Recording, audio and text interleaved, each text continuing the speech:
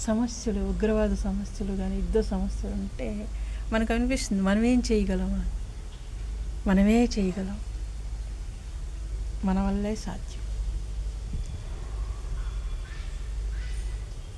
విలువలు లేకుండా చదువులు నేర్పిస్తే, డబ్బే ప్రధానంగా చదువులు చదువుకుంటే దేశభక్తి ఏముంటుంది? ఆలోచించండి. పిల్లల్లో ఆటపాటలు, సంతోషం లేకపోతే వాళ్ళకి చైతన్యం ఏముంటుంది? చైతన్యం ఉంటేనే కదా మంచి చెడులకు ప్రాధాన్యత ఇస్తారు వాళ్ళు. ఎప్పుడైనా ఇతర దేశస్తులను తొందరగా గుర్తుపడతారు, వాళ్ళు చెడ్డవాళ్ళ మంచివాళ్ళ అని.